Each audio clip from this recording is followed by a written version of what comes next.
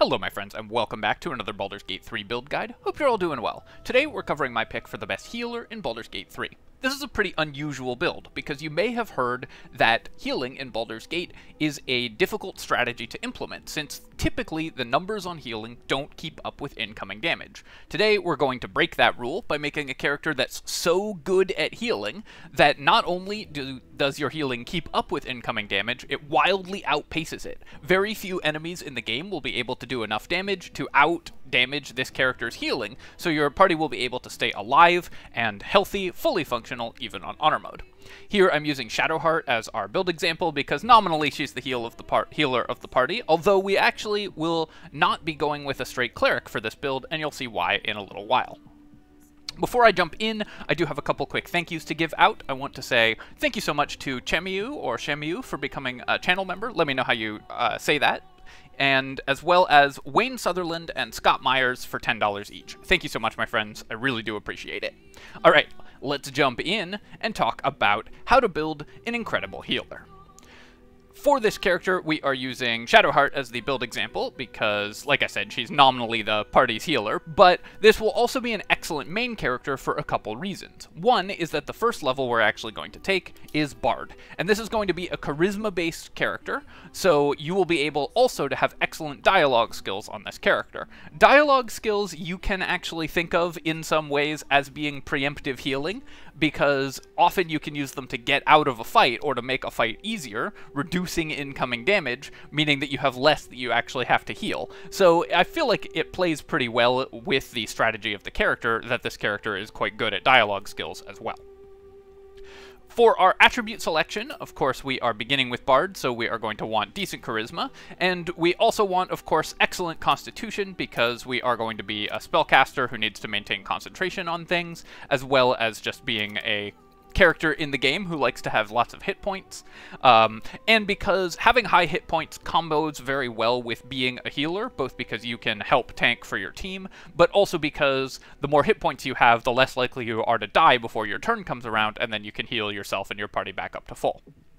We also, of course, want 14 dexterity to have decent initiative, and while this build will be using heavy armor, it will still help with armor class until you get good enough heavy armors to not have to worry about dexterity, and then of course your dexterity helps with initiative, which is critically important for every character.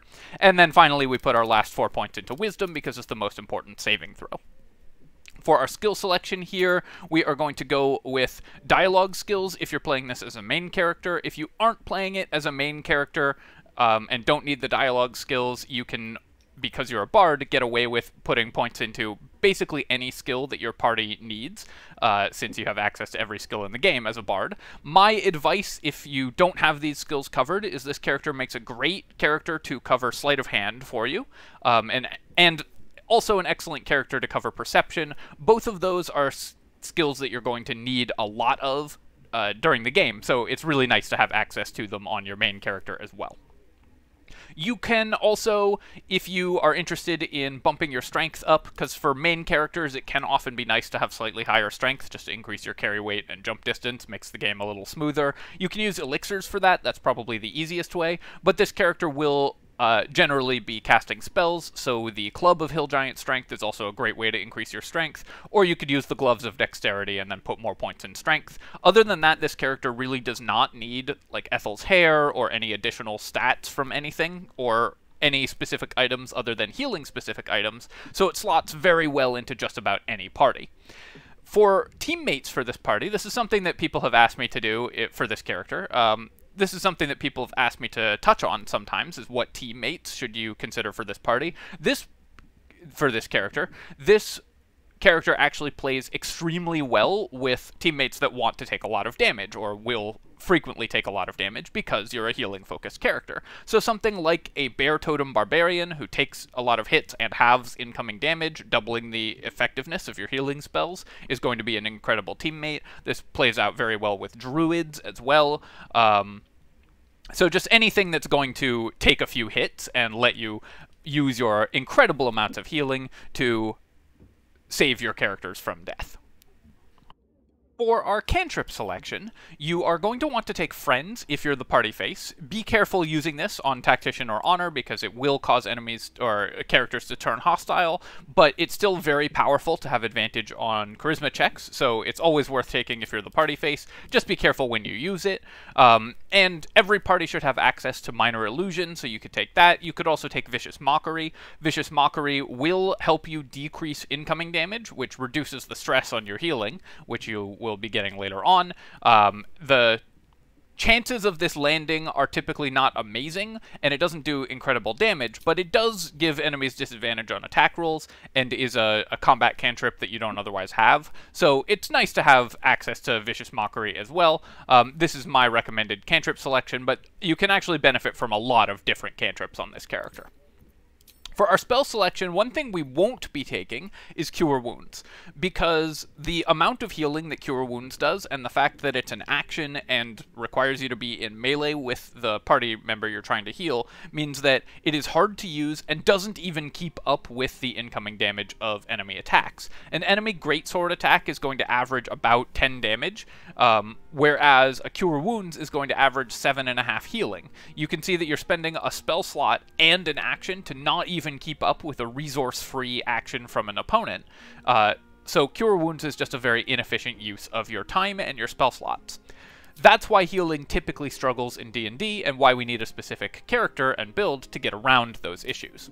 What we will take instead is Healing Word, because Healing Word is a bonus action, so it doesn't have the problem of taking your whole turn, and it doesn't have the problem of needing to be in melee, because it's 60-foot range. It's best used to get allies up from 0 hit points. If they've dropped to 0, you can use Healing Word to get them back into the fight immediately, but this is just an incredible spell, and the powerful buffs that you can apply when healing will be very easy to apply with a bonus action with Healing Word.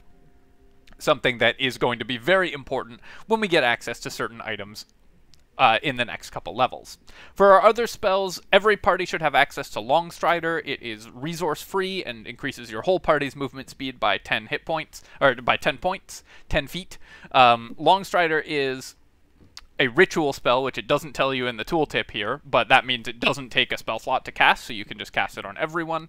And you want Dissonant Whispers, which is the best combat spell for bards at level 1. This paralyzes an enemy in place if they fail the save, meaning that you can stop them from attacking you if they're melee, or keep them next to your melee characters. And finally, you could take a utility spell for your last spell, like Disguise Self or Speak with Animals. But just to stay on theme, I'm actually going to recommend that you take Heroism. Heroism gives your party member 5 temporary hit points every turn, which is effectively healing them for 5 hit points every turn, so long as they're taking at least 5 points of damage. If this runs for the full 10 turns and they take 5 points of damage every turn, that's 50 hit points of healing, which is an incredible amount of value for a level 1 slot. Now, you'll never get 50 hit points of healing out of it, but you can, because you're not concentrating on many other things at level 1, you can pretty reliably get 10 or 15 or maybe even 20 points of healing out of it, and you unlike Cure Wounds, you precast this before the combat starts, getting your first 5 hit points immediately, and then it will continue to provide value throughout the fight so long as you can maintain concentration on it. As long as you aren't taking so much damage that your character dies, or 0 damage, Heroism is going to continue to provide hit points to your Raging Barbarian buddy or whatever, and this can actually be a good way to apply healing in the fight. I don't recommend this as like the most efficient action in most fights, but it is very usable and one that you will gain some value out of in certain encounters, especially if they're going to go long. And it's just on theme for a healer. Finally, we have to make the most important decision that we're going to make and pick the right starting instrument. I'm sure you can all agree on which is the most obviously correct starting instrument, so I won't even bother selecting it for you, but if you get this one wrong, then your character is completely doomed, so make sure you get this right. At this point, it's worth talking about the items that Baldur's Gate makes available to healers that are incredibly powerful for healers. So there are 3 items that are really important, all of which you can get early in Act 1. One is the Whispering Promise, which basically, when you heal an ally, if you're wearing the Whispering Promise ring, they get blessed for 2 turns. Another is the Hellrider's Pride, which, when you're healing an ally, they get Blade Ward for 2 turns. And the third is the Boots of Aid and Comfort, which when you heal an ally, it gives them 3 temporary hit points. These all combo together very well, because Boots of Aid and Comfort give temporary hit points. You get 3 temporary hit points. Well, those temporary hit points are doubled in value when you have the Hellrider's Pride defense buff applied to them. When your ally is taking half as much damage, the healing that you apply is doubled in value. So Hellrider's Pride combos extremely well with healing effects, and of course applies on healing effects, an incredible boost to your character. Whispering Promise Ring also just makes them way better at fighting through this entire time. This combos extremely well with Healing Word, because Healing Word is a bonus action, meaning that you can apply all of these powerful buffs to your allies without even spending your turn on it, and take your actual turn to do something else. These are going to be the core of the combos that we're using in order to make our character proactive as well as powerfully reactive throughout the game. When we get to level 2, we are presented with a choice. We will want levels in Cleric, but we also want to continue levels in Bard. So the question is, do we take the Cleric level immediately, or do we take the Bard level next? I'm going to suggest that you dip immediately into Cleric, and of course we're going to take Life Cleric, because this gets you access to heavy armor, which is going to make you much more shields and heavy armor, which is going to make you much more resilient in the early game, allowing you to act as a secondary tank for your team in addition to your melee allies. You also get the Bless spell, a great thing to concentrate on, even though you're able to apply Bless to your allies using healing, but Bless is still an excellent spell even given that, and you get, most importantly, the Disciple of Life feature. Disciple of Life makes your healing spells do extra healing equal to 2 plus the level of the spell. So if you cast a level 1 healing word, it heals for 3 more than it would otherwise, effectively doubling the healing of the spell. This is an incredibly powerful and efficient effect that makes your healing significantly better, and as you cast higher level healing spells, or have healing spells that can be applied multiple times in a single cast, this effect multiplies out over itself, giving you incredible amounts of bonus healing throughout the game. For our cantrip selection from Cleric, we're going to take Guidance, because every party needs Guidance, and every character that can take Guidance should. You probably want to take Resistance as well, just because it comes up in some dialogues where you need to make a saving throw in dialogue, you can use Resistance. And finally, I do recommend that you pick up Blade Ward here, in case you need to cast it on yourself. Yes, you can apply this through healing, but you won't 100% of the time have access to healing to do it, so Blade Ward is really good to pick that up. You could also take Light if you prefer that. Don't take attacking cantrips because your wisdom isn't going to be very high.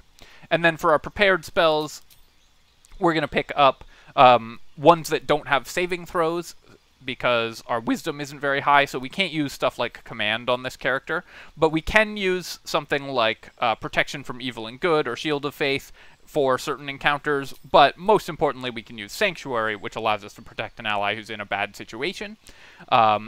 Sanctuary you can't be targeted by enemy attacks, but you can still be healed, so you can Sanctuary an ally and then heal them back to full while they are safely within the Sanctuary, or Sanctuary yourself to allow you to pass out healing without being in trouble, because you can heal allies as long as you don't hurt an enemy while in the protection of Sanctuary. Sanctuary is just an incredible effect, doesn't take concentration, super powerful, only takes your bonus action, worth dipping into Cleric just for that, even aside from the other great things that you get. And then, of course, you're going to prepare your other spells based on the situation, but probably something like Create Water is always good for seeing invisible enemies and so on. We could now take Cleric level 2 to get access to the Preserve Life Channel Divinity healing. This would let you once per day apply all your healing buffs to your allies for your Channel Divinity, or once per Channel Divinity usage. You can spend this to apply all the 2 rounds of buffs to your entire team. I think that this is powerful, but I actually think it's more important that we get more of our levels in Bard early. I just wanted to mention that as a build variant, but this will allow you to gain a bunch of... You're gaining your actual combat spells much faster. 2 levels of delay on gaining new combat spells and new effectiveness in... new spell levels, access to new effectiveness for your party is a lot, so I typically don't recommend taking 2 levels when you're building a caster like this until you've reached the core components of your build. At level 2, you also get Song of Rest, and Song of Rest is the best form of out-of-combat healing, because it just gives you a short rest, replenishing half of your hit points, which is obviously a ton of healing.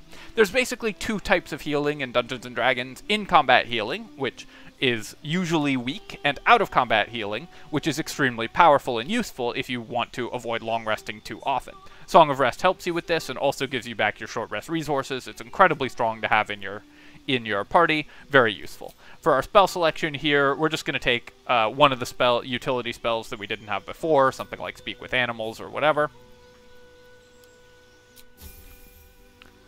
Just anything that your party needs. At Bard level 3, we get access to the College of Lore Bard. College of Lore Bard gives us a number of things. It gives us additional skills, which you have to select from this interface, which is kind of annoying. I don't know why it doesn't do this in a separate skill interface. But we now get expertise in 2 skills, which should be dialogue skills probably, like Persuasion and Deception, let's say. And then we also get some additional skill proficiencies, so now this character can cover a lot of your bases in terms of giving you... in terms of what your party needs. Now, you can definitely have Sleight of Hand, you can definitely have Perception, you can definitely have all of the dialogue skills and so on your party member because you're College of Lore Bard. And you also get access to Cutting Words. Cutting Words is a reaction that lets you reduce an incoming enemy attack roll by 1d6, increasing as you level it up. And that is going to turn hits into misses frequently. And of course, the less your characters get hit, the more value your healing has, because the smaller the numbers that you have to heal back up are. Reducing incoming damage improves the value of your healing, because it's going to be healing a larger percentage of incoming damage. So this all combos very well together. Attacks that miss, attacks that are mitigated by Blade Ward, and attacks that are healed are all comboed together. These are all multiplicative effects that keep your characters alive very well. For our level 2 spell selection, there's nothing really that combos super well with our theme of being a healer, but of course you can still be an incredibly powerful contributor to combat just with the Cloud of Daggers spell. It's a great thing to concentrate on, and you can put yourself in Sanctuary while concentrating on it and do a bunch of damage. I would recommend taking this for sure. The other spells are a little less important which you take in particular. Heat Metal is always nice to have, so you could replace a level 1 spell with that, but Cloud of Daggers is the most important selection that you're going to make. At Bard level 4, we get access to a feat, and the first thing that and of course our feats are just going to be increasing our ability points. Having additional save DCs and increasing our charisma bonus that we are applying to any healing effects that we're cast to a lot of our healing effects, gain our charisma bonus, both makes us better at casting the control spells and damage spells that this character will do when you're not healing, and also makes you better at healing, so it's a no-brainer to increase our charisma, and of course it makes us better at our dialogue skills as well. For our spell selection here, things like Heat Metal and Hold Person are great, good things to concentrate on, very powerful bard spells that most parties are going to want, so you can pick those up. For our cantrip selection here, we already have access to Blade Ward. Let's make sure we have Minor Illusion in our party. If you didn't have it from someone else, you'd probably have taken this earlier, but it's still important to have and nice to have multiples. You could take Mage Hand as well. Mage Hand is also a healing spell, by the way, because you can drop potions for your Mage Hand and have the Mage Hand hurl potions at your allies. If you drop a stack of potions on the ground and cast Mage Hand next to it, the Mage Hand can throw those potions at your allies, helping to contribute to healing. So that's something I should have mentioned a little earlier, and actually makes Mage Hand quite good for this healing build. At Bard level 5, We gain additional bardic inspiration, making our cutting words succeed more often, so we should be taking even less damage, and our inspiration recharges after a short rest now, so our Song of Rest lets us recharge our inspiration. That's an inherent synergy to the Bard class, and this means we can very freely use cutting words to devastating effect to enemy attacks, preventing them from landing their attacks very often. For our spell selection, you get a choice between three or four really of the best control spells in the game. Bards get access to all of the premier crowd control spells, which can stop enemies from acting, all of which are excellent things to concentrate on or just have available, and our choice is basically which of these do we want. We're kind of spoiled for choice. These are Fear, which is one of the most potent debuffs in the game. You can still attack enemies while they're frightened. Glyph of Warding, which you can use either to do damage or put enemies to sleep. Hypnotic Pattern, which also takes enemies out of the fight, and Plant Growth, which stops enemies from moving by making difficult terrain that is extremely difficult to move through. 1/4 movement speed is crippling to your enemies. I'm going to recommend for this character, and just in general probably, that you take Hypnotic Pattern and Glyph of Warding. This gives you one concentration option and one non-concentration option, so they're the ones that are going to be generally most applicable, and this will allow you to have the ability to use both concentration choice to take lots of enemies out of the fight, or a non-concentration choice if you need one of those and are concentrating on something else. At this point also, Heroism has kind of lost its shine, because 5 temporary hit points per turn is just no longer really relevant by the time you're level 6, so we'll replace Heroism with the second level 3 spell that we want. At Bard level 6, we get access to the spell that makes this build work, and it is such a good one. So we get 2 magical secrets, and one of those magical secrets is going to be Counterspell, as it always will be. This is just an incredible defensive action. And the other magical secret is going to be Warden of Vitality. Warden of Vitality is a non-concentration spell that lets you cast Restore Vitality, which restores 2d6 hit points to an ally as a bonus action. So basically this gives you 10 casts of a souped up healing word. However, there's 2 things that are really nice about this spell. 1, it's not concentration, so you can use it in addition to other concentration options. And 2, it's a level 3 spell, meaning with your Cleric feature, it gets 5 additional hit points per cast of Restore Vitality. Restore Vitality normally averages 7 hit points healed, but with plus 5 additional hit points on top of that from being a life cleric, that averages 12 points of healing per cast of this as a bonus action. And of course, every point of healing there also gives 3 temporary hit points, adds Blade Ward and Bless to the ally. This means that you're healing for 15 points of healing per cast for 10 turns straight, which is an average of 150 points of healing, or a maximum possible value of 200 points of healing if you were to roll double 6s on all of your healing. That's an absurd amount of healing. The heal spell at level 6, as a 6th level spell, heals for 70. So while obviously you aren't going to be able to get 10 turns worth of healing out of this spell most of the time, the fact that it comfortably doubles or even triples the total healing value of the most powerful healing spell in the game gives you an idea of some of the numbers that we're working with. It's also going to let you keep those buffs active on your party even throughout very long combats, because you can continuously use a bonus action to cycle through allies, applying new temporary hit points, new Blade Ward, and new Bless to all of them, while using your main actions to contribute to the fight, and you also still have your concentration spells from other opportunities. If you have Counterspell from another character, you could also take Haste or Hunger of Hadar as something else to concentrate on, but these are going to generally be the best options for your healing character. So right away, already we've made a character that can apply hundreds of points of out-of-combat healing, and in combat gets to constantly fuel their allies with large bursts of healing and buff them. For our other spell selection, we're just going to take whichever control spell we didn't take, probably Fear at this point as an emergency spell. But what if we can do even better than 200 points of healing from a single cast of a spell. Maybe we can get 400 points of healing from a single cast of a spell. Well, there's a way to do that. And the way that we're going to do that is that Warden of Vitality is not limited to a single use per turn. It's just that you will normally only have a single bonus action per turn. However, of course, there is a way to get additional bonus actions, doubling the healing output of Warden of Vitality. We're now going to take a few levels of Rogue, which will give us access to Sneak Attack, not terribly important for this character since you'll be using spells rather than weapon attacks most of the time. Bonus action Hide, Dash, and Disengage, all of which can be useful, especially if you are using your Sanctuary buffs or not, sitting in Sanctuary, concentrating on stuff, or not using Warden of Vitality that turn. These are all very good options to have on any character, and will allow you to apply your control spells while hidden, or while you can concentrate on Hypnotic Pattern and then hide. You can concentrate on Cloud of Daggers and then hide or disengage, run away from enemies, and maintain your concentration very easily using these bonus actions. They're very powerful on casters.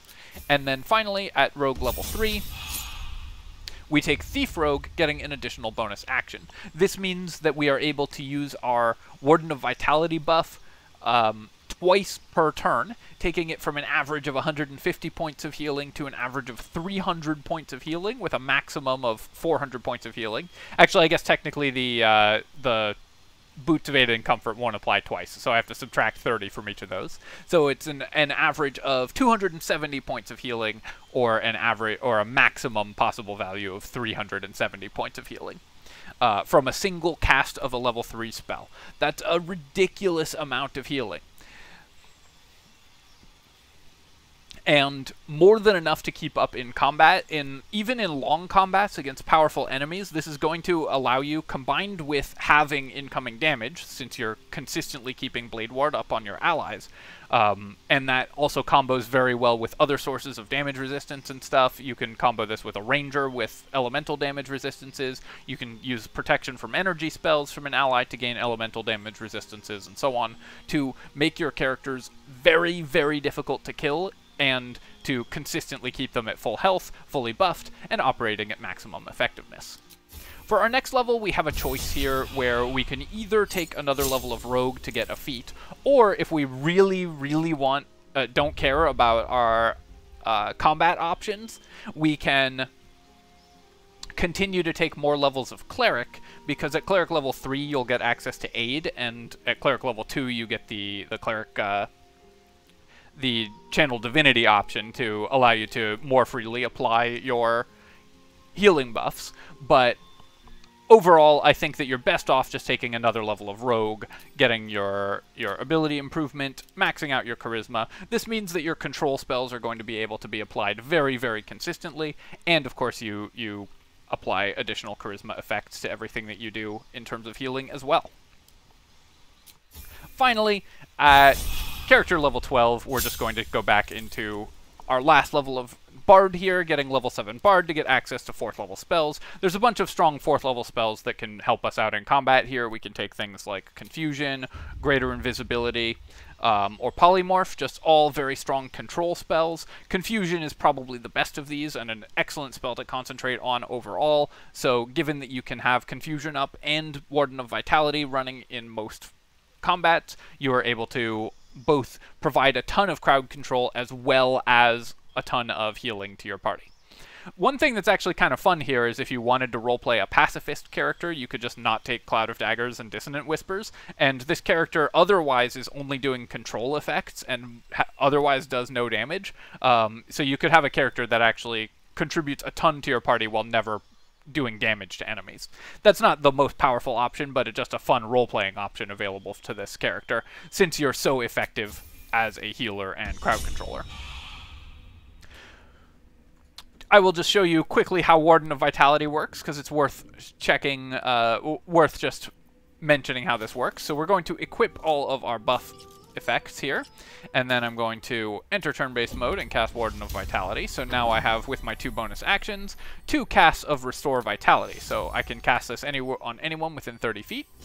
buff Karlach up, she gets the buffs, 3 temporary hit points, as well as you can see we rolled very low on our healing there, but she gets +5, right? Because she gets 2 plus the spell level every time we cast the spell. So even with an incredibly low roll, with a bonus action, we applied 11 points of healing, Blade Ward, and Bless to Karlach, and then of course we can hit another party member with a second cast of the spell.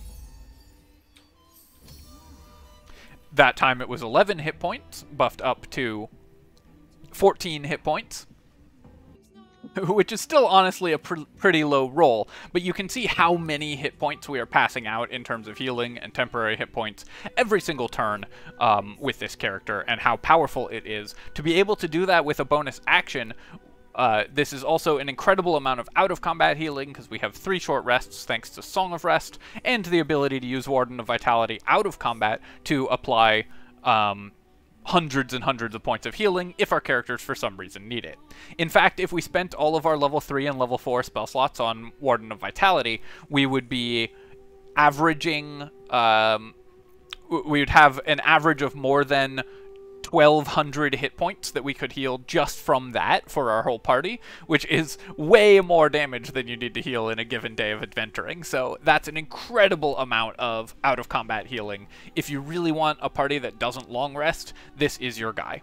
For other gear, I recommend just going with basically any shield and heavy armor is the ideal for this character. Of course, the Dwarven Splint Mail I think is one of the best in slot heavy armors in general, but also nice for this character because additional hit points means you have more to heal. And of course we have at least 1 ring, boot, and glove slot forced already. For our weapon, basically you just want anything that provides a passive bonus, so I also like the Devotee's Mace because this lets you provide the healing incense aura from the mace, which is an additional option for healing, so you can get that from a hireling or something.